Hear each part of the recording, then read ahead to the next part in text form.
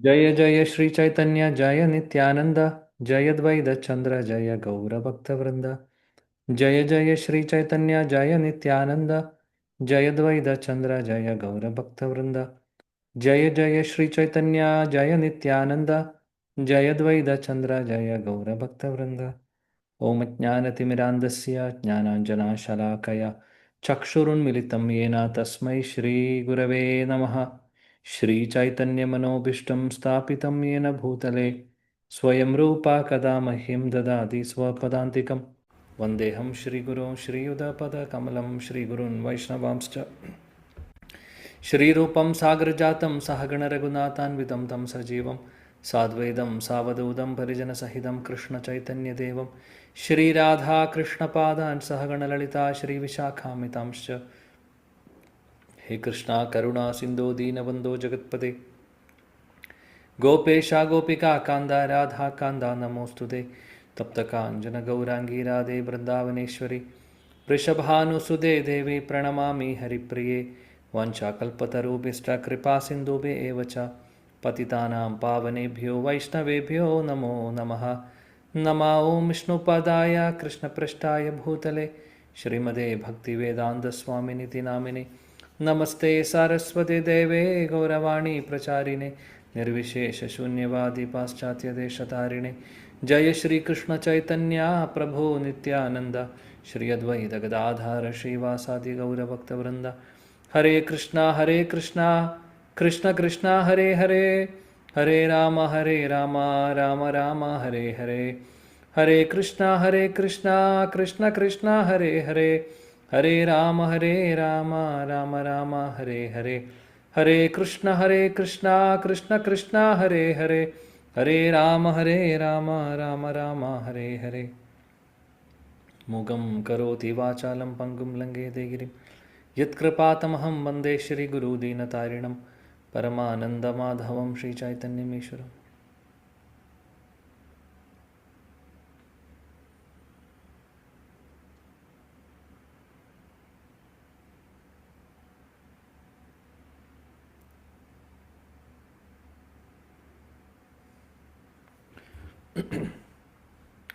ഹരേ കൃഷ്ണ. പ്രിയപ്പെട്ട എല്ലാ ഭക്തർക്കും വിനീതമായ സാഷ്ടാംഗ പ്രണാമം. നമ്മൾ ചൈതന്യ ചരിതാമൃതം ശ്രീല കൃഷ്ണദാസ് കവിരാജ് ഗോസ്വാമി രചിച്ചിട്ടുള്ള ശ്രീ ചൈതന്യ ചരിതാമൃതം അധ്യായം 7 ആദിലീലയിലെ അധ്യായം 7 നമ്മൾ ഇപ്പോൾ പഠിച്ചുകൊണ്ടിരിക്കുന്നത്. ഇന്നത്തെ ക്ലാസ്സിൽ നമ്മൾ 15ാമത്തെ ശ്ലോകം മുതൽ മുന്നോട്ട് നോക്കുന്നു. അപ്പോൾ പഞ്ചതത്വത്തെക്കുറിച്ച് പറയുന്ന അധ്യായമാണ് ഈ ഒരു അധ്യായം. ആരൊക്കെയാണ് പഞ്ചതത്വ? ശ്രീകൃഷ്ണ ചൈതന്യ, നിത്യാനന്ദ, അദ്വൈതാചാര്യ, ഗദാധർ പണ്ഡിറ്റ്, ശ്രീവാസ് ഠാക്കൂർ. ഓക്കെ, ശ്ലോകം 15. ഏതീന തത്വ സർവാരാധ്യ കരീമാനി ചതുർത്ഥ യേ ഭക്ത തത്വ ആരാധക ജാനി. ഹരേ കൃഷ്ണ. ശ്ലോകം 15. ഹരേ കൃഷ്ണ. ഓം നമോ ഭഗവതേ വാസുദേവായ. ശ്ലോകം 15. ഏതിന തത്വ സർവാരാധ്യ കരീമാനി ചതുർത്ഥയേ ഭക്ത തത്വ ആരാധക ജാനി. വിവർത്തനം ഭാവാർത്ഥം. മേസി ഭക്തി വേദാന്ത സ്വാമി ശ്രീല പ്രഭുപാദ് കി ജയ്. 3 ഈശ്വരന്മാരും, അതായത് മഹാപ്രഭു, നിത്യാനന്ദ പ്രഭു, അദ്വൈത പ്രഭു, എല്ലാ ജീവസത്തകളാലും ആരാധ്യരാണ്.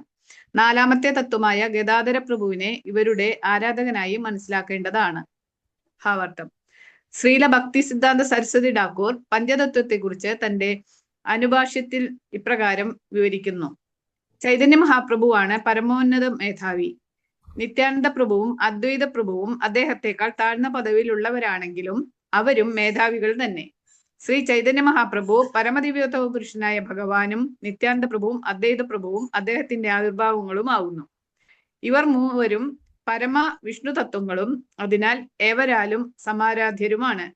പഞ്ചതത്വത്തിലെ മറ്റു 2 തത്വങ്ങളായ ഗദാധരനും, അതായത് ശക്തി തത്വം, ശ്രീവാസനും, അതായത് ജീവതത്വം, പരമപുരുഷന്റെ ആരാധകരാവുന്നു.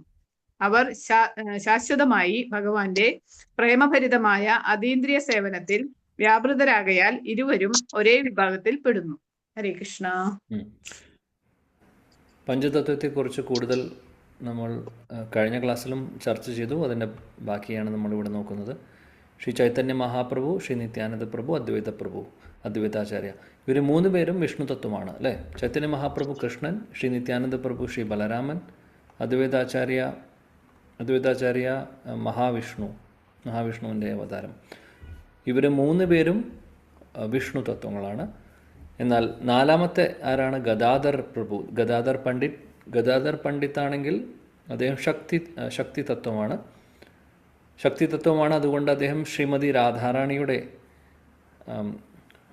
അവതാരമാണ്. അതേപോലെ തന്നെ ജീവതത്വം അവിടെ സൂചിപ്പിക്കുന്ന ആരെയാണ്? ശ്രീവാസ് ഠാക്കൂർ. അപ്പോൾ 3 വിഷ്ണു തത്വം, 1 ശക്തി തത്വം, പിന്നെ 1 ജീവതത്വം, അങ്ങനെയാണ്. അപ്പോൾ ശക്തി തത്വം, ജീവതത്വം ഇവർ രണ്ടുപേരും, ഗദാധർ പണ്ഡിറ്റും ശ്രീവാസ് ഠാക്കൂറും ആക്ച്വലി വിഷ്ണു തത്വമായിട്ടുള്ള ശ്രീ ചൈതന്യ മഹാപ്രഭു, നിത്യാനന്ദ പ്രഭു, അദ്വൈത പ്രഭുവിനെ ആരാധിക്കുന്നു. അപ്പോൾ നമുക്കറിയാം ശക്തിത്വമായാലും ജീവതത്വമായാലും ഭഗവാനെ ആരാധിക്കുന്നത് നമുക്ക് കാണാം അല്ലേ. അങ്ങനെയാണ് ചെയ്യേണ്ടത് അല്ലേ. കാര്യം ഭഗവാൻ പരമജീവോത്തമ പുരുഷൻ. ബാക്കിയുള്ള ശക്തികളെല്ലാം, ജീവശക്തി ആവട്ടെ, അതേപോലെ തന്നെ അദ്ദേഹത്തിൻ്റെ ജീവതത്വമാവട്ടെ, അതേപോലെ ശക്തികളാവട്ടെ, അതെല്ലാം ഭഗവാനിൽ നിന്ന് വരുന്നതാണ് അല്ലേ. ശക്തി തത്വങ്ങളും അതേപോലെ തന്നെ ജീവതത്വങ്ങളും എല്ലാം വരുന്നത് ഭഗവാനിൽ നിന്നാണ്. അതുകൊണ്ട് വിഷ്ണു തത്വമൂർത്തികളാണ് ആരാധ്യർ. അവരെ ആരാധിക്കുന്നവരാണ് ശക്തി തത്വങ്ങളും ജീവതത്വങ്ങളും. ഇവിടെ ഉദാഹരണം പറയുന്നു, ഗദാധർ പണ്ഡിറ്റും അതേപോലെ ശ്രീവാസ് ഠാക്കൂറും ആണ് ആരാധിക്കുന്നത് ആരെയാണ്? ശ്രീ ചൈതന്യ മഹാപ്രഭു, അദ്ദേഹം പരമജീവത്വ പുരുഷൻ, ശ്രീ നിത്യാനന്ദ പ്രഭു, അദ്വൈത പ്രഭു. ഇവർ 3 പേരും ആക്ച്വലി പറയുകയാണെങ്കിൽ ആ ഒരു സുപ്രീമസി നോക്കുവാണെങ്കിൽ ശരിക്കും മഹാപ്രഭു ആണെന്ന് പറയും, ശരിയാണ്. പക്ഷേ എന്നാലും നിത്യാനന്ദ പ്രഭുവും അദ്വൈതാചാര്യയും അവരും അതേ ഒരു കാറ്റഗറിയിൽ തന്നെ വരുന്നതാണ്. കാര്യം വിഷ്ണു തത്വങ്ങളായതുകൊണ്ട്. അതാണ് ഇവിടെ പറയുന്നത്. ഇനി 16-ാമത്തെ ശ്ലോകത്തിൽ എന്ത് പറയും നോക്കാം. ശ്രീവാസാദീയത കോട്ടി കോട്ടി ഭക്തഗണ ശുദ്ധ ഭക്ത തത്വമധ്യേ താൻ സബാര ഗണന.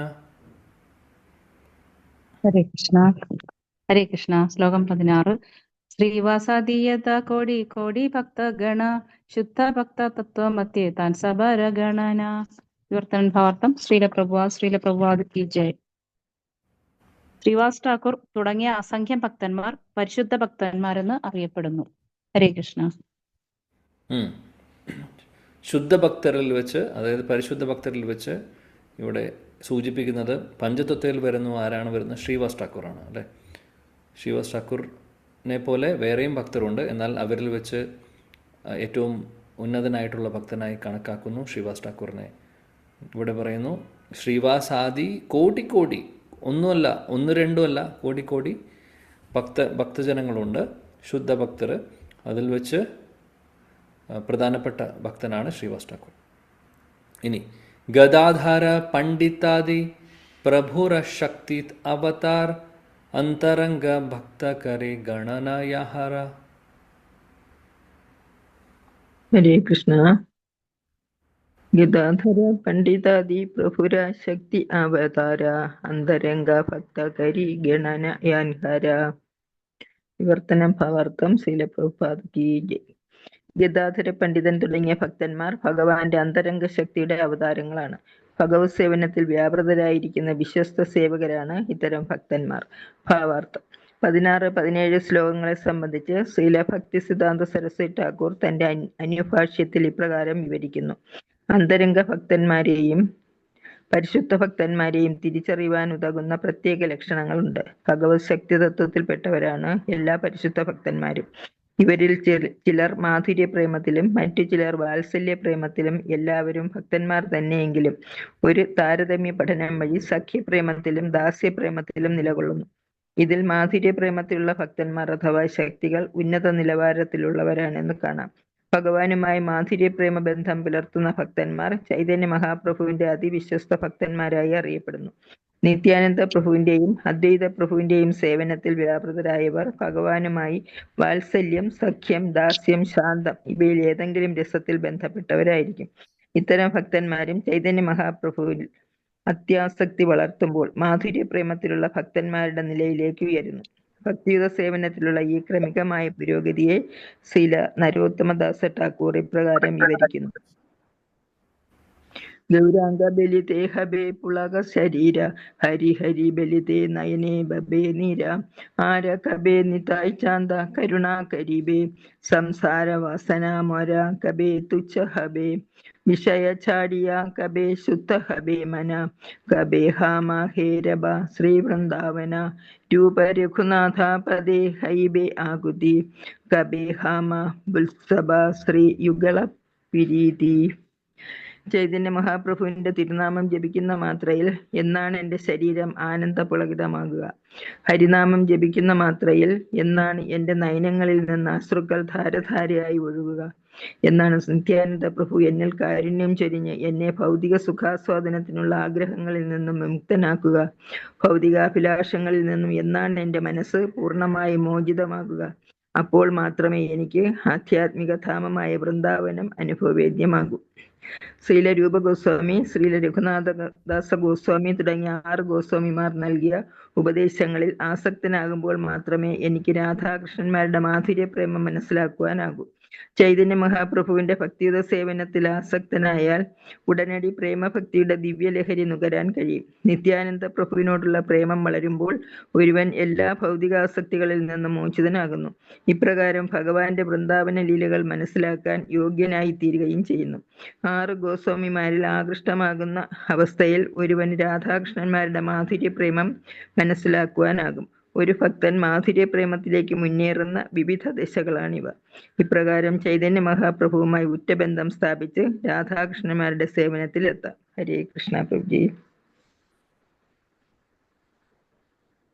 ഹരേ കൃഷ്ണ. Thank you.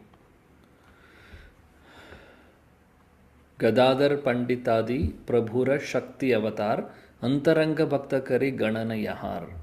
ഗദാധർ പണ്ഡിറ്റിനെ കുറിച്ച് പറയുന്നു, അല്ലെങ്കിൽ ശക്തി തത്വങ്ങളെ കുറിച്ച് പറയുന്നു. ഗദാധർ പണ്ഡിത്ത് ശ്രീമതി രാധാറാണിയാണ്, ശ്രീമതി രാധാറാണിയുടെ അവതാരമാണ്. അപ്പോൾ ഗദാധർ പണ്ഡിറ്റ് ഏത് കാറ്റഗറിയിലാണ് വരുന്നത്? ശക്തി തത്വമാണ്. ശക്തി തത്വം എന്ന് പറയുമ്പോൾ ഭഗവാന്റെ ആന്തരിക ശക്തിയെക്കുറിച്ചാണ് ഇവിടെ പറയുന്നത്.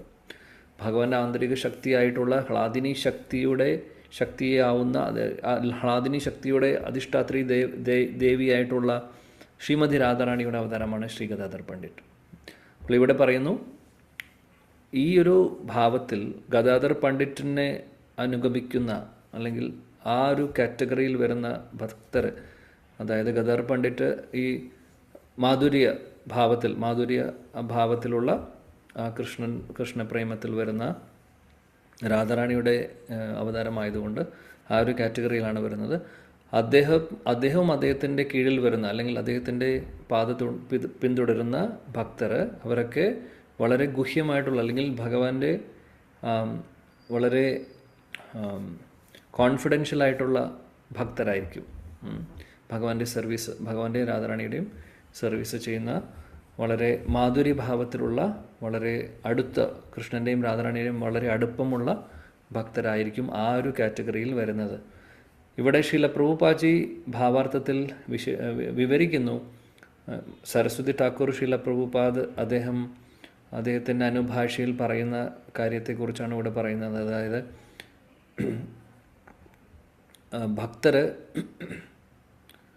അതായത് ശുദ്ധഭക്തരുടെ ലക്ഷണങ്ങൾ, അതായത് ഈ ഒരു കാറ്റഗറിയിൽ വരുന്ന ശക്തി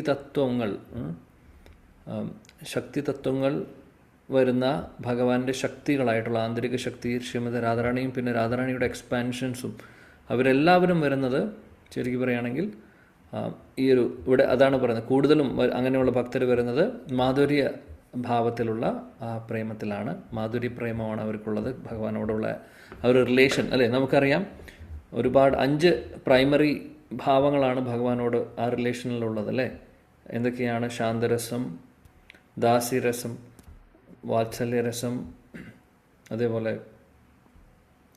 സഖ്യരസം, സഖ്യരസം, വാത്സല്യരസം, പിന്നെ മാധുര്യരസം അല്ലേ. അതിൽ ഏറ്റവും ഉന്നതമായിട്ടുള്ള ഭാവം ഏതാണ്? മാധുര്യരസമാണ് എന്നുള്ളത് ശ്രീ ചൈതന്യ മഹാപ്രഭുവും തന്നെ അത് പറഞ്ഞിട്ടുണ്ട്. രമ്യ കാചിത് ഉപാസന വ്രജവധു വർഗേന വാ കൽപ്പിത. അതായത് ശ്രീമതി രാധാറാണിയും ശ്രീമതി രാധാറാണിയുടെ കൂടെയുള്ള അല്ലെങ്കിൽ ഗോപികമാരുടെ സ്നേഹം, അതാണ് ഇതിൽ വെച്ച് ഏറ്റവും ഉന്നതമായിട്ടുള്ളത്. എന്നാൽ ഒരു കമ്പാരിസൺ ചെയ്യുന്നതല്ല, പക്ഷേ എന്നാലും അതിലൊരു ഹൈറാർക്കി പറയുമ്പോൾ അങ്ങനെയാണ്. എന്നാൽ അതിൻ്റെ അർത്ഥം മാധുര്യ സഖ്യരസത്തിലുള്ള ഭക്തരും അതേപോലെ വാത്സല്യരസത്തിലുള്ള ഭക്തർക്കും എന്തെങ്കിലും കുറവുണ്ടോ എന്നല്ല പറയുന്നത്. എന്നാലും അതിൻ്റേതായിട്ടുള്ളൊരു ആ മാധുര്യത്തിന്, അതിൻ്റെ സ്വീറ്റ്നെസ്സിനും അതിൻ്റെ മാധുര്യത്തിനും അതിൻ്റെ ആ ഒരു ഭാവത്തിനും കുറച്ച് വ്യത്യാസം ഉള്ളതുകൊണ്ട്, എന്നാൽ അതിലൊരു ചെറിയൊരു കമ്പാരിസൺ നടത്തുവാണെങ്കിൽ മാധുര്യഭാവത്തിലുള്ള ഭക്തരെക്കുറിച്ചാണ് ഏറ്റവും മുകളിൽ വരുന്നതെന്ന് പറയുന്നു. എന്നാൽ അതേപോലെ തന്നെ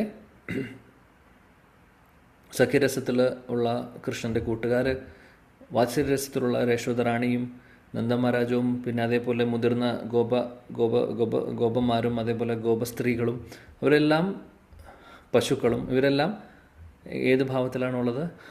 വാത്സല്യഭാവത്തിലാണ്.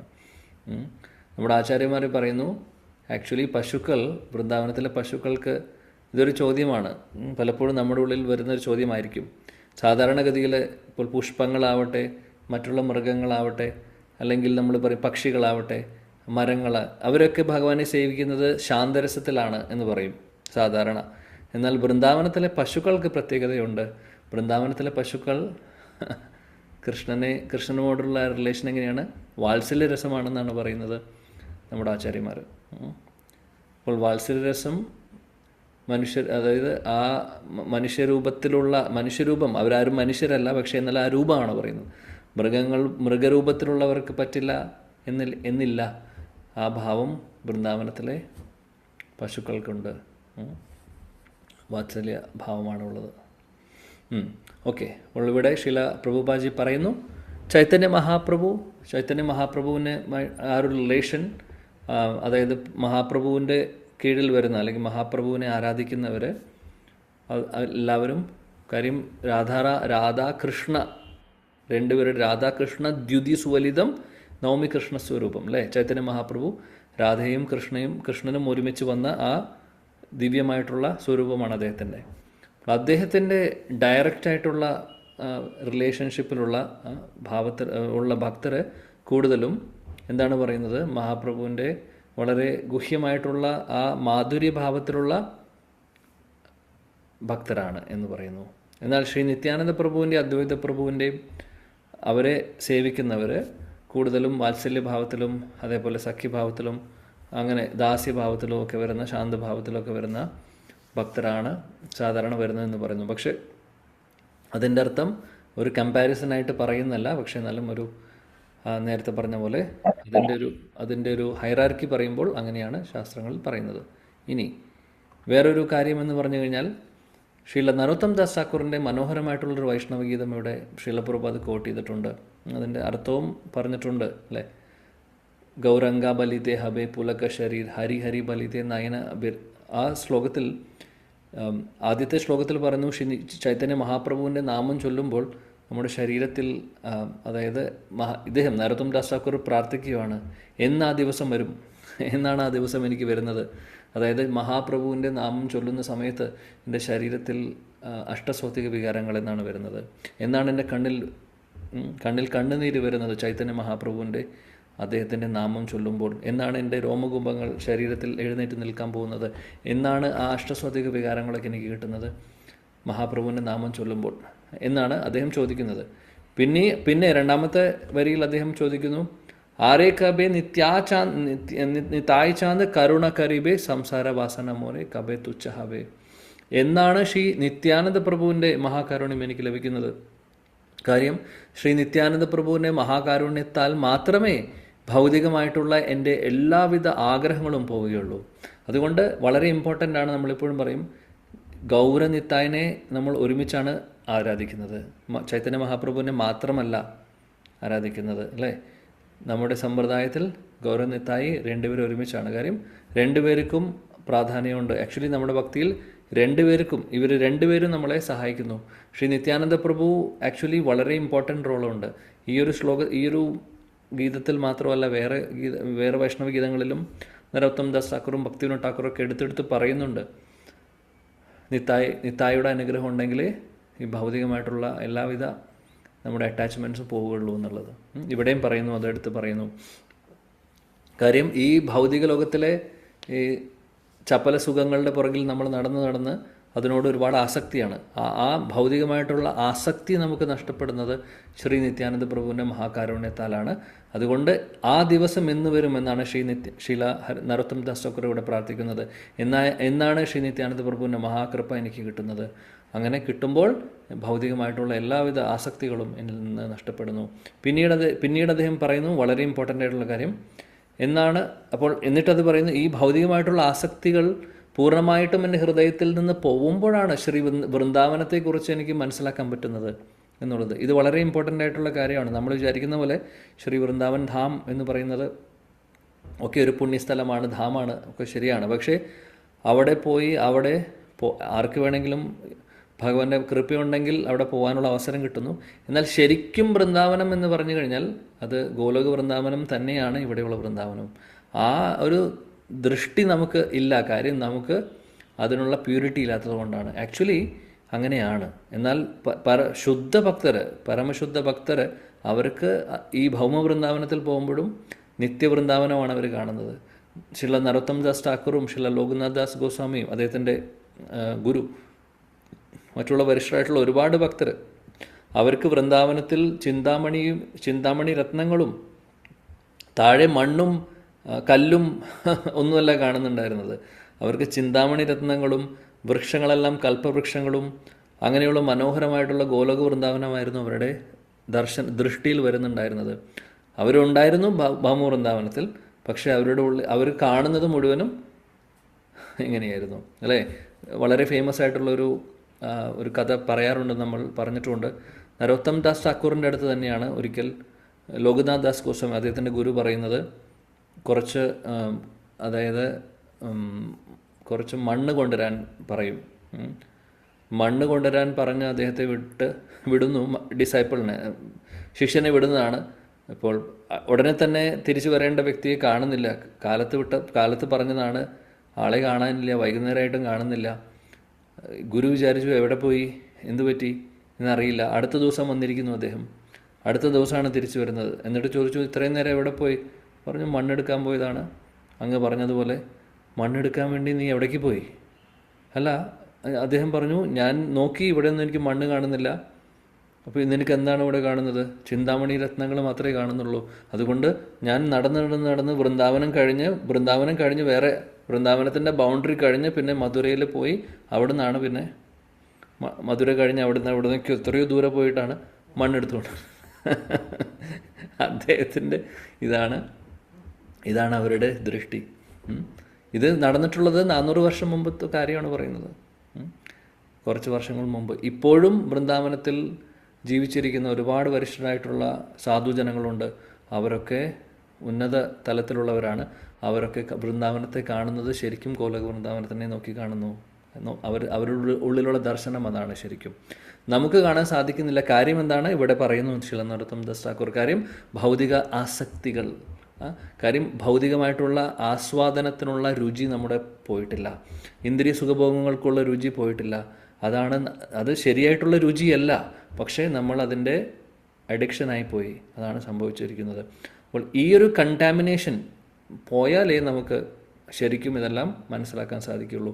അതുകൊണ്ടാണ് ശ്രീല നരോത്തം ദാസ് ഠാക്കൂർ അദ്ദേഹം കരഞ്ഞുകൊണ്ട് പ്രാർത്ഥിക്കുന്നത്, എന്നാണ് ആ ദിവസം വരുന്നത്, ശ്രീ നിത്യാനന്ദ പ്രഭുവിൻ്റെ മഹാകൃപ എനിക്ക് കിട്ടാൻ പോകുന്നത്. അങ്ങനെ എൻ്റെ ഹൃദയത്തിലെ എല്ലാ കൽമഷങ്ങളും അനർത്ഥങ്ങളും ഭൗതിക ആസക്തികളും എല്ലാം നഷ്ടപ്പെടുന്നു. അങ്ങനെ ആ ഒരു അവസരത്തിൽ മാത്രമേ എനിക്ക് വൃന്ദാവനത്തെക്കുറിച്ച് എന്തെങ്കിലും മനസ്സിലാക്കുവാൻ സാധിക്കുകയുള്ളൂ എന്ന് പറഞ്ഞു. അതിനുശേഷം പിന്നീട് അദ്ദേഹം പറയുന്നു, എന്നാണ് എനിക്ക് ശ്രീല രൂപ രഘുനാഥ് ഗോസ്വാമിമാരുടെ, അതായത് ഷഡ്ഗോസ്വാമിമാരുടെ അവരുടെ ഗ്രന്ഥങ്ങളോട് എന്നാണ് എനിക്ക് ആസക്തി തോന്നുന്നത്, അല്ലെങ്കിൽ അവർ പറഞ്ഞിട്ടുള്ള ആ ഒരു നിർദ്ദേശങ്ങൾ എനിക്ക് എപ്പോഴാണ് പാലിക്കാൻ പറ്റുന്നത്?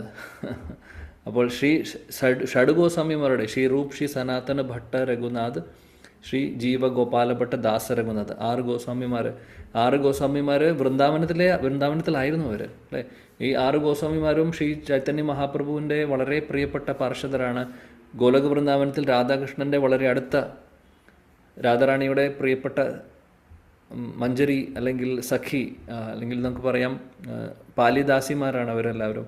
അവർ മഹാപ്രഭു ഇവിടെ രാധാകൃഷ്ണൻ ശരിക്കും ഇവിടെ മഹാപ്രഭുവായിട്ട് വന്നപ്പോൾ അവർ ഇതേപോലെ പുരുഷ ശരീരത്തിൽ അവതരിക്കുകയാണ് ചെയ്യുന്നത്. അപ്പോൾ പറയുന്നു, ഈ ഷഡ്ഗോസ്വാമിമാരുടെ മഹാകൃപ, അവരുടെ അനുഗ്രഹം ഉണ്ടെങ്കിലേ നമുക്ക് വൃന്ദാവനം മനസ്സിലാക്കാൻ സാധിക്കുകയുള്ളൂ. മാത്രമല്ല ഈ രാധാകൃഷ്ണ പ്രേമം എന്താണെന്നുള്ളത്, രാധാകൃഷ്ണ ആരാധന എന്താണെന്നുള്ളത്, ഇതൊക്കെ നമുക്ക് മനസ്സിലാക്കുവാൻ അവരുടെ അനുഗ്രഹം ഉണ്ടെങ്കിലേ സാധിക്കുകയുള്ളൂ. അതുകൊണ്ട് വളരെ വളരെ ഇമ്പോർട്ടൻ്റ് ആണ് നമ്മുടെ ഗുരുപരമ്പരയിൽ വരുന്ന ഗോസ്വാമിമാരെ നമ്മൾ ശരിക്കും അവരുടെ സ്ഥാനം മനസ്സിലാക്കിക്കൊണ്ട് അവരെ ആരാധിക്കുക അല്ലെങ്കിൽ അവരെ ഫോളോ ചെയ്യുക എന്നുള്ളത്. രാധാകൃഷ്ണ തത്വത്തെക്കുറിച്ച് ഗോസ്വാമിമാരല്ലാതെ വേറെ ആരും ഇത്രയ്ക്കും വളരെ ഭംഗിയായിട്ട് ഗ്രന്ഥങ്ങളിൽ എഴുതിയിട്ടില്ല. ഈ ഗോസ്വാമിമാർ അവരുടെ സമയം, അവരുടെ ജീവിതം മുഴുവനും അതിനുവേണ്ടി മാറ്റിവെച്ചു. ചൈതന്യ മഹാപ്രഭുവിൻ്റെ കൃപ ഉണ്ടായിരുന്നു അവർക്ക്. മഹാപ്രഭുവിൻ്റെ ഇൻസ്ട്രക്ഷനും കൂടിയായിരുന്നു ഇതൊക്കെയാണ് ചെയ്യേണ്ടതെന്നുള്ളത്. രൂപഗോസ്വാമിക്കും സനാതൻ ഗോസ്വാമിക്കും ഒക്കെ നിർദ്ദേശം കൊടുത്തു.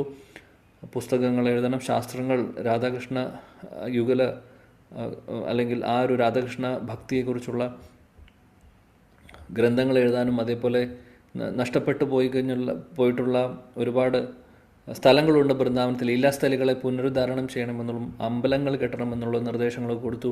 അതനുസരിച്ച് അവർ വൃന്ദാവനത്തിലായിരുന്നു. അങ്ങനെ അവർ മഹാപ്രഭുവിൻ്റെ അനുഗ്രഹത്താൽ കുറേ കാര്യങ്ങൾ ചെയ്തു.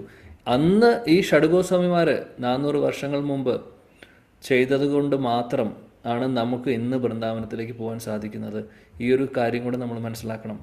ഇന്ന് നമ്മൾ അവിടെ പോകുമ്പോൾ കാണുന്ന വളരെ ഫേമസ് ആയിട്ടുള്ള എല്ലാ ഗോസ്വാമി ടെമ്പിൾസും ആണെങ്കിലും പുരാതനമായിട്ടുള്ള ഏത് അമ്പലങ്ങൾ എടുത്താലും അതിൽ നമ്മുടെ ഗോസ്വാമിമാർ, ഈ ഷഡ്ഗോസ്വാമിമാരുടെ വലിയ ഒരു പങ്കുണ്ട്. ഇതേപോലെ ആ ഒരു കാലഘട്ടത്തിൽ വേറെയും കുറേ വരിഷ്ഠരായിട്ടുള്ള ഭക്തരുണ്ടായിരുന്നു. അവരും ഒരുപാട് ഇതേപോലെ അമ്പലങ്ങളൊക്കെ സ്ഥാപിച്ചിട്ടുണ്ട്. അന്ന് 400-450 വർഷങ്ങൾ മുമ്പുള്ള കാര്യമാണ് പറയുന്നത്. അപ്പോൾ വളരെ ഇമ്പോർട്ടൻ്റ് ആണ് ഗൗഡിയ വൈഷ്ണവർ നമ്മൾ ഗോസ്വാമിമാരെ ഫോളോ ചെയ്യുക എന്നുള്ളത്. ശീല പ്രഭുപാദ് അദ്ദേഹം പറയും, അദ്ദേഹത്തിൻ്റെ പുസ്തകങ്ങളിൽ പറയുന്നുണ്ട് പല സ്ഥലങ്ങളിലായിട്ട്, നമ്മളെല്ലാവരും രൂപാനുഗരാണ്. രൂപാനുഗർ എന്ന് പറഞ്ഞു കഴിഞ്ഞാൽ രൂപഗോസ്വാമിയാണ് പരമ്പരയിലെ ഏറ്റവും പ്രധാനപ്പെട്ട വ്യക്തി. ഗൗഡിയ വൈഷ്ണവ പരമ്പരയിലെ ചൈതന്യ മഹാപ്രഭു കഴിഞ്ഞു കഴിഞ്ഞാൽ പിന്നെ ആ ഒരു പരമ്പര മുന്നോട്ട് ശരിക്കും രൂപഗോസ്വാമിയുടെ കീഴിലാണ്. അതുകൊണ്ട് രൂപാനുഗർ എന്നാണ് വിളിക്കുന്നത്. കാര്യം രൂപഗോസ്വാമിയാണ് എല്ലാ സിസ്റ്റം സെറ്റ് ചെയ്ത് തന്നിട്ടുള്ളത്. രൂപഗോസ്വാമിയാണ് രാധാകൃഷ്ണ ആരാധനയെക്കുറിച്ച് നമുക്ക് പറഞ്ഞു തന്നിട്ടുള്ളത് അദ്ദേഹത്തിൻ്റെ ഗ്രന്ഥങ്ങളിലൂടെ. രൂപഗോസ്വാമിയാണ് മഹാപ്രഭുവിൻ്റെ നിർദ്ദേശപ്രകാരം രൂപഗോസ്വാമി സനാതൻ ഗോസ്വാമിയെ കൂടിയിട്ടാണ് വൈഷ്ണവ സദാചാരം എന്താണെന്നുള്ളതും അതേപോലെ ഇതെല്ലാം നമ്മളെ പഠിപ്പിച്ചു തന്നിട്ടുള്ളത്. അതുകൊണ്ട് അവരുടെ സ്ഥാനം വലിയ സ്ഥാനമാണ്. അവരിൽ വെച്ച് 6 ഗോസ്വാമിമാരിൽ വെച്ച് രൂപഗോസ്വാമിയുടെ സ്ഥാനമാണ് ഏറ്റവും കൂടുതലുള്ളത്. കാര്യം എന്താണെന്ന് വെച്ചാൽ ഗോലോക വൃന്ദാവനത്തിൽ രൂപമഞ്ജരിയാണ് അവിടുത്തെ രാധാറാണിയുടെ ഏറ്റവും അടുത്ത പാലിദാസി. ബാക്കിയുള്ള പാലിദാസികളെല്ലാം രൂപഗോസ്വാമിയുടെ കീഴിലാണ്. അതുകൊണ്ട്, അല്ലെങ്കിൽ രൂപമഞ്ജരിയുടെ കീഴിലാണ്. അതുകൊണ്ട് രൂപഗോസ്വാമിക്ക് സ്ഥാനം ഇവിടെ കൂടുതലായിട്ട് നമുക്ക് കാണാം. അതാണ് ഇവിടെ പറയുന്നത്. അപ്പോൾ നിത്യാനന്ദ പ്രഭുവിൻ്റെയും ചൈതന്യ മഹാപ്രഭുവിൻ്റെയും അതേപോലെ തന്നെ ശ്രീ അദ്വൈത പ്രഭുവിൻ്റെയും ഗോസ്വാമിമാരുടെയും അനുഗ്രഹം നമുക്ക് ആവശ്യമാണ്, വളരെ അത്യാവശ്യമാണ്. രാധാകൃഷ്ണ ആ ഒരു ആരാധന ചെയ്യുവാനും അതേപോലെ തന്നെ രാധാകൃഷ്ണ സേവനത്തിന് നമ്മൾ ആഗ്രഹിക്കുന്നുണ്ടെങ്കിൽ അവിടേക്ക് എത്താൻ വേണ്ടി ഇവരുടെ മഹാകൃപ നമുക്ക് ആവശ്യമാണ് എന്നുള്ളതാണ് ഇവിടെയൊക്കെ നമ്മൾ പഠിക്കുന്നത്. ഓക്കെ, അടുത്ത ശ്ലോകം.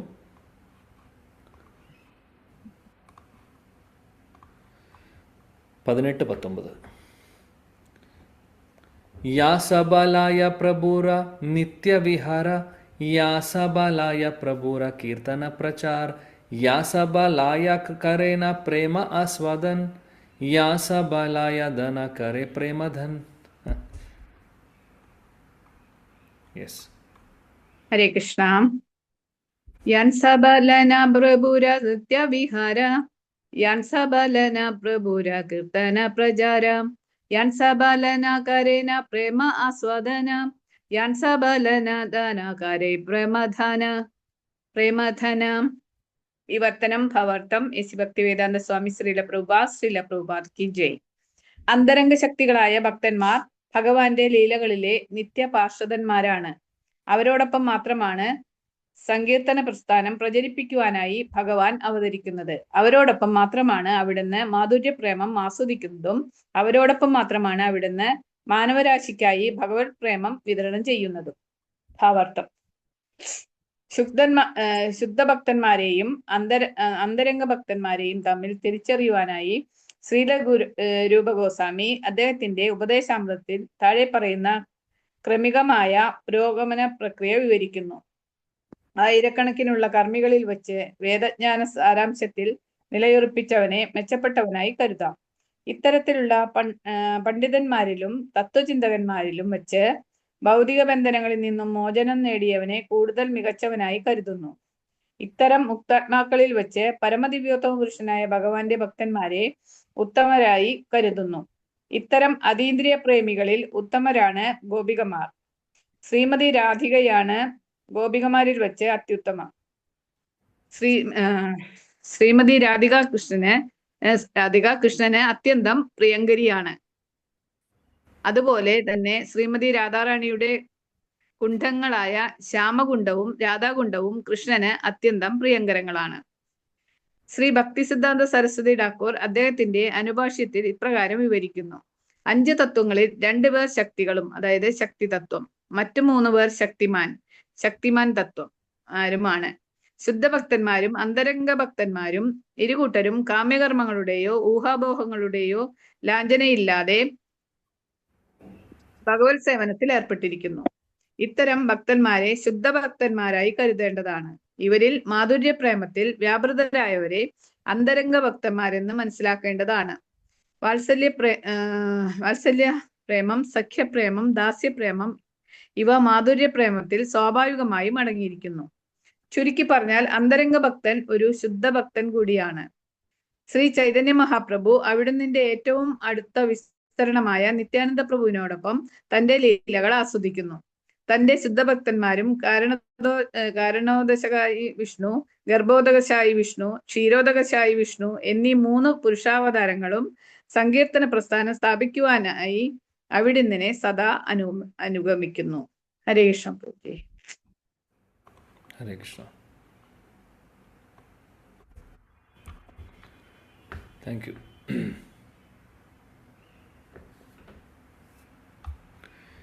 ഇവിടെ പറയുന്നു ഭഗവാന്റെ ആന്തരിക ഭക്തർ, ആന്തരിക ശക്തിയിൽ വരുന്ന ഭക്തർ, അല്ലെങ്കിൽ ആന്തരിക ശക്തി എന്ന് പറയുന്നത് ഭഗവാന്റെ നിത്യലീലയിൽ ഉള്ളവരാണ്, നിത്യപാർഷദരായിട്ടുള്ളവരാണ്.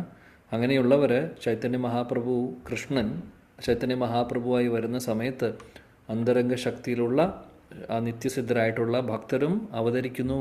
ആരുടെ കൂടെ? കൃഷ്ണൻ്റെ കൂടെ.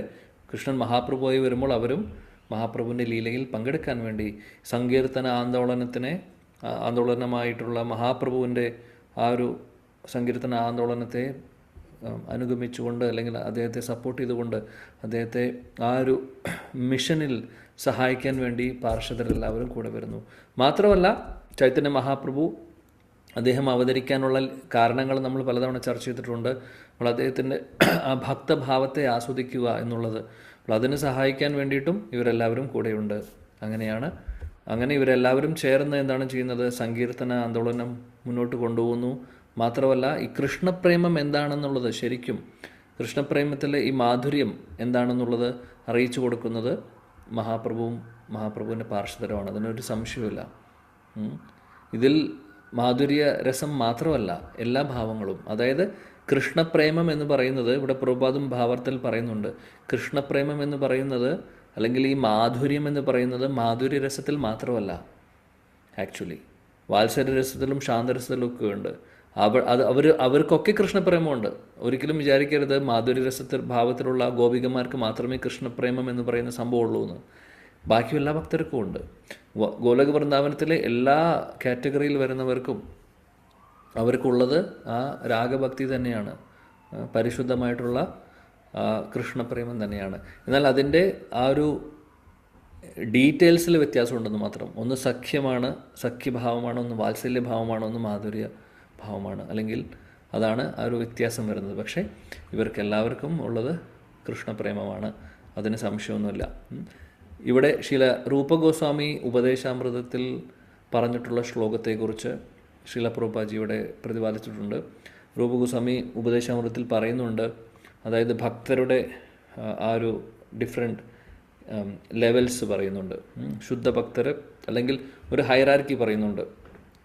അവിടെ എന്താണ് പറയുന്നത്?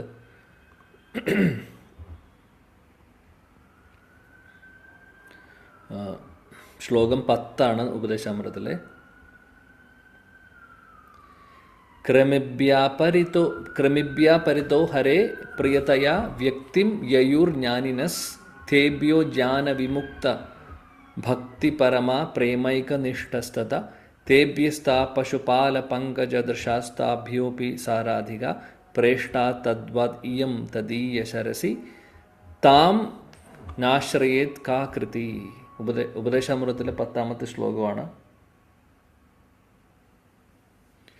കർമ്മിഭ്യാപരിതോ ഹരേ പ്രിയതയാ വ്യക്തിം യയുർജ്ഞാനിനസ് തേഭ്യോ ജ്ഞാനവിമുക്ത ഭക്തിപരമാ പ്രേമൈകനിഷ്ഠാസ്തത തേഭ്യസ്താ പശുപാലപങ്കജദൃശാസ്താഭ്യോപി സാരാധിക പ്രേഷ്ടത്തദ്വാത് ഇയം തദീയ സരസി താം നാശ്രയേത് കാ കൃതി. പറയുന്നു, ശാസ്ത്രത്തിൽ പല ടൈപ്പ് ഓഫ് ഭക്തരെ കുറിച്ച് പറയുന്നുണ്ട്. എങ്ങനെയൊക്കെയാണ് ഇവിടെ പറയുന്നത്? ശില രൂപഗോസ്വാമി എന്നാണ് പറയുന്നത്, നമുക്ക് നോക്കാം. അദ്ദേഹം പറയുന്നു, അതായത് ഈ കർമ്മഫലങ്ങൾ ആഗ്രഹിച്ചുകൊണ്ട് ഉള്ള ആളുകൾ, അതായത് ഈ കർമ്മകാണ്ഡത്തിലുള്ള ആളുകൾ, അങ്ങനെയുള്ളവരെക്കാൾ മെച്ചപ്പെട്ടതാണ് ജ്ഞാനം മാർഗം ഫോളോ ചെയ്യുന്നവർ. അതായത് ജ്ഞാനമാർഗത്തിലുള്ളവർ, അവർ കുറച്ചും കൂടെ മുകളിലാണ്. കർമ്മകാണ്ഡികൾ അതിന് മുകളിൽ ജ്ഞാനം മാർഗം ഫോളോ ചെയ്യുന്നവർ. ഇനി ആ ജ്ഞാനികളിൽ വെച്ചിട്ട് ആർക്കാണോ ശരിക്കും വിജ്ഞാനം വരുന്നത്, അല്ലെങ്കിൽ ഭക്തിയുത സേവനങ്ങളുടെ പ്രാധാന്യം മനസ്സിലാക്കിക്കൊണ്ട് മുന്നോട്ട് പോകുന്നത്, അവരാണ് ഈ ജ്ഞാനികളിൽ വെച്ച് മികച്ചത് എന്ന് പറയുന്നു. ഇനി അതിൽ ഇനിയും മുകളിലോട്ട് പോവുകയാണെങ്കിൽ ശ്രീ രൂപഗോസ്വാമി പറയുന്നു, എന്നാൽ ഭക്തിയുത സേവനങ്ങൾ ചെയ്യുന്നുണ്ട് എന്നുള്ളത് പറഞ്ഞുകൊണ്ട് മാത്രമാവുന്നില്ല, അതിൽ വെച്ച് ശുദ്ധ പ്രേമം, കൃഷ്ണപ്രേമം ആർക്കാണോ കിട്ടിയിട്ടുള്ളത് അല്ലെങ്കിൽ ഉള്ളത്, അവരാണ് ഏറ്റവും മികച്ചത് എന്ന് പറയുന്നു. അതിനുശേഷം പറയുന്നു ഗോപികമാരെക്കുറിച്ച്. ഗോപികമാരുടെ ആ ഒരു സ്നേഹം, കൃഷ്ണനോടുള്ള ആ ഒരു ദിവ്യമായിട്ടുള്ള ആ ഒരു സ്നേഹബന്ധം എങ്ങനെയാണെന്നുള്ളത് പറയുന്നു. ആ ഗോപികമാരിൽ വെച്ച് ഗോപിക ചൂടാമണിയായിട്ടുള്ള ശ്രീമതി രാധാറാണിയാണ് ഏറ്റവും പ്രിയപ്പെട്ടത്. ഇനി പിന്നീട് പറയുന്നു, ശ്രീമതി രാധാറാണിയുടെ കുണ്ടമാവുന്ന അല്ലെങ്കിൽ രാധാകുണ്ടിനെ കുറിച്ചാണ് പറയുന്നത്. അതാണ് ഇവിടെ പറയുന്നത്, രാധാകുണ്ട്. തേഭ്യ താ പശുപാല പങ്കജദൃശാസ്താഭ്യോപി സാരാധിക പ്രേഷ്ടാ താദ്വ ഇയം തദീയ സരസി താം നാശ്രയേത് കാ കൃതി. രാധാകുണ്ട്, തദീയ സരസി എന്ന് പറയുന്നതാണ് രാധാകുണ്ട് ഇവിടെ പറയുന്നത്. അപ്പോൾ രാധാകുണ്ട് ശ്രീമതി രാധാറാണിയും തമ്മിൽ വ്യത്യാസമില്ല. എന്നിട്ട് പറയുന്നു, അപ്പോൾ ഈ ഒരു ഹൈറാർക്കി കാണാം. ആദ്യം കർമ്മകാണ്ഡത്തിൽ വരുന്നവർ, പിന്നെ ജ്ഞാനകാണ്ഡത്തിൽ വരുന്നവർ, ഭക്തികാണ്ഡത്തിൽ വരുന്നവർ, ഭക്തി മാർഗത്തിലുള്ള വെച്ച്, ഭക്തിയോഗത്തിൽ വെച്ച് പ്രേമഭക്തി എന്ന് പറയുന്നതാണ് ഏറ്റവും ഉന്നതമായിട്ടുള്ള ഒരു ലെവല്. ഇനി അതിൽ വെച്ചിട്ട് പറയുന്നു ഗോപികമാരാണ് ഇതിൽ ഏറ്റവും മികച്ചത്. ഗോപികമാരിൽ വെച്ച് ശ്രീമതി രാധാറാണി ഏറ്റവും മുകളിലുള്ളത്. ശ്രീമതി രാധാറാണിയും അതേപോലെ തന്നെ രാധാകുണ്ടിനെ കുറിച്ച് പറയുന്നു. ശ്രീമതി രാധാറാണിയും രാധാകുണ്ടും തമ്മിൽ വ്യത്യാസവുമില്ല. ആരാണ് ആഗ്രഹിക്കാത്തത് ആ രാധാകുണ്ടിൻ്റെ തട്ടിൽ കൃഷ്ണനെയും രാധയും ആരാധിക്കാൻ? കൃഷ്ണനും രാധയും പ്രേഷ്ഠ തദ്വത് ഇയം തദീയ സരസി താം നാശ്രയത് കാകൃതി. രാധാകൃഷ്ണനെ സേവിക്കുക എന്ന് പറയുന്നത് ആ രാധാകുണ്ടിൻ്റെ തട്ടിൽ വെച്ച് ശ്രീകൃഷ്ണനെയും രാധാറാണിയെയും സേവിക്കുന്നു. അതേപോലെ തന്നെ അവരുടെ അഷ്ടകാലിക ലീലകളിൽ പങ്കെടുക്കുവാൻ ആഗ്രഹിക്കുന്നവർ, അങ്ങനെ ആഗ്രഹിക്കുന്നവർ ആരാണ്? അവരാണ് ഏറ്റവും അതാണ് ഏറ്റവും എക്സോൾട്ടഡ് അല്ലെങ്കിൽ ഏറ്റവും വലിയൊരു പൊസിഷൻ എന്നാണ് പറയുന്നത്. അപ്പോൾ ഇങ്ങനെ ആ ഒരു ഭാവത്തിലുള്ളവർ അവരാണ് ഏറ്റവും ഉന്നതരായിട്ടുള്ള ഭക്തരുടെ ശ്രേണിയിൽ വരുന്നവർ എന്നാണ് പറയുന്നത്. ഉള്ളത് നമുക്ക് ചിന്തിക്കാൻ പറ്റാത്തൊരു ലെവലാണ് ഇതൊക്കെ. എന്താണെങ്കിലും നമുക്ക് മനസ്സിലാക്കുക, രാധാകൃഷ്ണൻ്റെ സേവനം എന്ന് പറയുന്നത് തന്നെ അതൊരു വലിയൊരു സ്ഥാനമാണ്. അപ്പോൾ അതിൽ വെച്ച് വൃന്ദാവനത്തിൽ രാധാകൃഷ്ണൻ്റെ സേവനം രാധാകുണ്ടിൻ്റെ തട്ടിൽ എന്ന് പറഞ്ഞു കഴിഞ്ഞാൽ അത് ഏറ്റവും വലിയൊരു സംഭവമാണ്. അപ്പോൾ അതൊക്കെ ഭഗവാൻ അനുഗ്രഹം ഉണ്ടെങ്കിൽ എന്തെങ്കിലും നമുക്ക് അനുഗ്രഹം കിട്ടിക്കഴിഞ്ഞാൽ അവിടെ പോകാൻ സാധിക്കും. എന്നാൽ അത് മാത്രമല്ല അവിടെ ഉള്ളത്. വൃന്ദാവനത്തിൽ ഒരുപാട് ഭാവങ്ങൾ, ഒരുപാട് മാധുര്യ രസം മാത്രമല്ല അല്ലേ, സഖ്യരസമുണ്ട്. കൃഷ്ണൻ്റെ കൂട്ടുകാരെ പോലെ അത്രയും സ്നേഹമുള്ള, അല്ലെങ്കിൽ കൃഷ്ണൻ്റെ സഖ്യരസത്തെക്കുറിച്ച് പറഞ്ഞു കഴിഞ്ഞാൽ നമുക്ക് വാക്കുകളില്ല, അത്രമാത്രം മാധുര്യമാണ് അതിലുള്ളത്. വാത്സല്യ രസത്തെക്കുറിച്ച് പറഞ്ഞു കഴിഞ്ഞാൽ ശ്രീമതി യശോദ റാണിയുടെ നന്ദമഹാരാജൻ്റെ സ്നേഹത്തെക്കുറിച്ച് പറഞ്ഞു കഴിഞ്ഞാൽ അതിനും വാക്കുകളില്ല. അപ്പോൾ വൃന്ദാവനത്തിലെ എല്ലാവരും, ബ്രജവാസികൾ എല്ലാവരും ഒരേപോലെ കൃഷ്ണനെ ആരാധിക്കുന്നു. കൃഷ്ണനെ ആരാധനയല്ല, അവിടെ സ്നേഹമാണ്. അവിടെയുള്ള ഭാവമേ വ്യത്യാസമുണ്ട്. അവിടെ ഭഗവാനായിട്ടല്ല കാണുന്നത്, അവരുടെ പ്രിയപ്പെട്ടവൻ, അത്രയേ ഉള്ളൂ. ആ പ്രിയപ്പെട്ടവൻ എന്ന് പറഞ്ഞു കഴിഞ്ഞാൽ ആ വ്യക്തി കഴിഞ്ഞിട്ടേ ഉള്ളൂ ബാക്കിയെല്ലാം. യശോദറാണിക്ക് കൃഷ്ണൻ കഴിഞ്ഞിട്ടേ ഉള്ളൂ, സ്വന്തം മകൻ, അതാണ് അവർ ചിന്തിക്കുന്നത്. അതേപോലെ സുഹൃത്തുക്കൾ ചിന്തിക്കുന്നത് എൻ്റെ പ്രിയപ്പെട്ട സുഹൃത്ത്. ഭാഗവതത്തിൽ പല ഭാഗങ്ങളിലും പറയുന്നുണ്ട്, അവർ കൂട്ടുകാർ ഓടും. കൃഷ്ണൻ മുമ്പിൽ നടക്കുവാണെങ്കിൽ കൂട്ടുകാരെല്ലാവരും ഓടിപ്പോയി പറയും ആദ്യം ആരാണ് കൃഷ്ണനെ തൊടാൻ പോകുന്നത് എന്നൊക്കെ പറഞ്ഞ് ഓടിപ്പോയി തൊടും. എന്നിട്ട് അവർ തമ്മിൽ തല്ലിടും, ഞാനാണ് ആദ്യം തൊട്ടത് കൃഷ്ണനെ, ഞാനാണ് ആദ്യം തൊട്ടത് എന്ന് പറയുന്നു. പിന്നെ അവർ തമ്മിൽ ഗുസ്തി മത്സരം നടത്തുന്നു. എന്നിട്ട് കൃഷ്ണൻ്റെ തലയിൽ തോളത്ത് കയറിയിരിക്കുന്നു. കൃഷ്ണനാണെങ്കിൽ കൂട്ടുകാരുടെ വായിൽ നിന്ന് ഭക്ഷണം എടുത്ത് കഴിക്കുന്നു. അങ്ങനെ ഒരുപാട് കാര്യങ്ങൾ. സഖ്യരസം പറയാനില്ല, വാക്കുകളില്ല. അപ്പോൾ എല്ലാ ഭാവവും, വൃന്ദാവനത്തിലെ എല്ലാ രസങ്ങളും അതിൽ ഒരുപാട് മാധുര്യമുണ്ട്. അപ്പോൾ ഏതെങ്കിലും ഒരു ഭാവത്തിൽ ഇതിൽ രാധാകുണ്ടിനെക്കുറിച്ചും രാധാറാണിയെക്കുറിച്ചും സഖിമാരെക്കുറിച്ചും ഒക്കെ പറഞ്ഞു എന്നുള്ളത് ശരിയാണ്.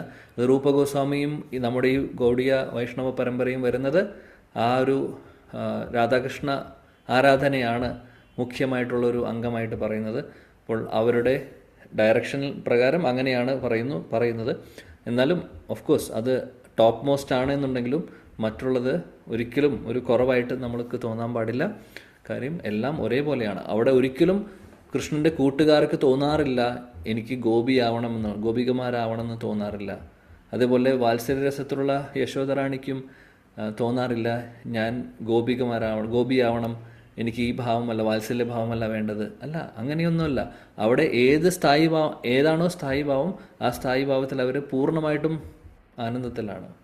അവർക്ക് അതിനപ്പുറത്ത് വേറെ ഒന്നുമില്ല. അത് അവരുടെ സ്ഥായി ഭാവമാണ്. സ്ഥായി ഭാവം എന്ന് പറഞ്ഞാൽ എന്താണ്? പെർമനൻ്റ് ആയിട്ടുള്ള ആ ഒരു ഭാവം, നിത്യമായിട്ടുള്ള ഒരു ഭാവം. അത് മാറില്ല ഒരിക്കലും അങ്ങോട്ടും ഇങ്ങോട്ടും. അതങ്ങനെയാണ്, പെർമനൻ്റ് ആണ്. ശ്രീമതി രാധാറാണിക്ക് ഗോപികമാർക്കുമുള്ള ആ ഒരു റിലേഷനും അതിൽ ഗോപികമാരെ എടുത്തു കഴിഞ്ഞാൽ തന്നെ അതിൽ തന്നെ ഒരുപാട് കാറ്റഗറൈസേഷനുണ്ട്. സുഹൃത്തുക്കളായിട്ട് കാണുന്നവരുണ്ട്, അതേപോലെ ദാസിമാരായിട്ട് ഉള്ള ഭാവത്തിലുള്ളവരുണ്ട്, അതേപോലെ കൃഷ്ണനെ ഇഷ്ടപ്പെടുന്ന കാമുകൻ എന്നുള്ള രീതിയിൽ കാണുന്ന ആളുകളുണ്ട്. അങ്ങനെ പല ഭാവമുണ്ട് അവിടെയും നമുക്ക് കാറ്റഗറൈസേഷൻ. നമ്മൾ ഇവിടെ കാണുന്ന ഒരു സ്നേഹവും പ്രേമവും അല്ല അവിടെ ഉള്ളത്. ഒരിക്കലും നമ്മുടെ ഈ കണ്ണ് ഉപയോഗിച്ച്, നമ്മുടെ ഇന്ദ്രിയങ്ങൾ ഉപയോഗിച്ച് അതിനെ ചിന്തിക്കാൻ പാടില്ല. ഇവിടെയുള്ളതെല്ലാം തലതിരിഞ്ഞിട്ടാണ്. ഇവിടെയെല്ലാം ശരീരബന്ധമായിട്ടുള്ള ഈ പ്രേമം എന്നുള്ള വാക്ക് പറയുന്നത് തന്നെ നമുക്ക് മടിയാണ് ആക്ച്വലി. കാര്യം ശരിക്കും പറയുകയാണെങ്കിൽ പ്രേമം എന്ന് പറഞ്ഞു കഴിഞ്ഞാൽ കൃഷ്ണേന്ദ്രിയ പ്രീതി ആയിട്ട് സംബന്ധിച്ചുള്ള കാര്യത്തെയാണ് പ്രേമം എന്ന് പറയുന്നത്. നിർഭാഗ്യവശാൽ ആ വാക്ക് ഇവിടെ നമ്മൾ ഭൗതിക ലോകത്തിൽ ഈ നോർമൽ ഒരു സ്ത്രീയും പുരുഷനും തമ്മിലുള്ള റിലേഷനും ഉപയോഗിക്കുന്നു. ആക്ച്വലി ആ വാക്ക് ഉപയോഗിക്കാനുള്ള ഒരു യോഗ്യതയുമില്ല ശരിക്കും. പ്രേമം എന്ന് പറയേണ്ടത് ഭഗവാനും ഭക്തരും തമ്മിലുള്ള റിലേഷനുകളാണ്, അല്ലാതെ വേറെ ഒന്നുമല്ല. അത് പരിശുദ്ധമായിട്ടുള്ള സ്നേഹമാണ്, ആത്മീയ തലത്തിലുള്ള സ്നേഹമാണ്.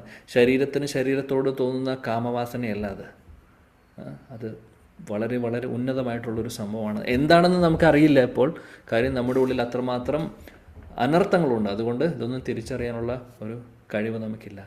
അതാണ് പ്രശ്നം. അപ്പോൾ എന്തെങ്കിലും നമുക്ക് ആ ഒരു സ്ഥാനത്തേക്ക്, അല്ലെങ്കിൽ ഇതൊക്കെ മനസ്സിലാക്കാൻ സാധിക്കും. അതാണ് നേരത്തെ നമ്മൾ വായിച്ചത്, നിത്യാനന്ദ പ്രഭുവിൻ്റെയും അതേപോലെ മഹാപ്രഭുവിൻ്റെ പാർഷദരുടെയും മഹാകൃപ കൊണ്ട് നാമം നല്ല രീതിയിൽ ജപിച്ച് ഭക്തി സേവനങ്ങൾ നല്ല രീതിയിൽ ചെയ്തുകൊണ്ട് നമ്മൾ ഗുരുജനങ്ങളുടെ ആജ്ഞപ്രകാരം മുന്നോട്ട് പോകുമ്പോൾ തീർച്ചയായിട്ടും നമുക്ക് ആ ഒരു പരിശുദ്ധി നേടും.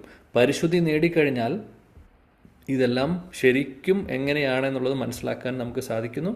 മാത്രമല്ല പരമമായിട്ടുള്ള ലക്ഷ്യത്തിലേക്ക് നമുക്ക് എത്തുവാനും സാധിക്കുന്നു. ശ്രീ വൃന്ദാവനത്തിലേക്ക് നമുക്ക് പ്രവേശിക്കാനുള്ള ആ ഒരു യോഗ്യത നമ്മളെല്ലാവരും നേടുന്നു. അതാണ് നമ്മുടെ ജീവിതത്തിൻ്റെ ലക്ഷ്യം, അല്ലേ? എന്നാൽ അതിലേക്ക് ഒരുപാട് പ്രയാണം, ഒരുപാട് ബുദ്ധിമുട്ടുള്ള വഴികളിലൂടെ നമ്മൾ കടന്ന് സഞ്ചരിക്കാനുണ്ട്. അതായത് ബുദ്ധിമുട്ടുള്ള വഴി എന്ന് പറഞ്ഞാൽ വേറെ ഒന്നുമല്ല, നമ്മുടെ ഉള്ളിലുള്ള അനർത്ഥങ്ങളെ കളയണ്ടേ, ഈ ഭൗതിക ആസക്തികൾ പോകണ്ടേ. ഇവിടെ ഭൗതിക ലോകത്തിലുള്ള നമുക്ക് തോന്നുന്ന ഓരോ അറ്റാച്ച്മെൻറ്റ്സും നമ്മൾ പുറത്ത് വരണ്ടേ. അപ്പോൾ അതിനു വേണ്ടി എന്താണ് സഹായിക്കുന്നത്? നാമത്തെ ആശ്രയിക്കുക. ഹരേ കൃഷ്ണ ഹരേ കൃഷ്ണ കൃഷ്ണ കൃഷ്ണ ഹരേ ഹരേ ഹരേ രാം രാം രാം ഹരേ ഹരേ. നിത്യം ഭാഗവതം അല്ലെങ്കിൽ ശാസ്ത്രങ്ങൾ, ഭഗവാനെക്കുറിച്ചുള്ള കഥകൾ കേൾക്കുക, ഭഗവാനെക്കുറിച്ച് കേൾക്കുക, ഭഗവാനെക്കുറിച്ച് ചർച്ച ചെയ്യുക, അല്ലെങ്കിൽ ഗ്രന്ഥങ്ങൾ പഠിക്കുക, കേൾക്കുക, നാമം ജപിക്കുക.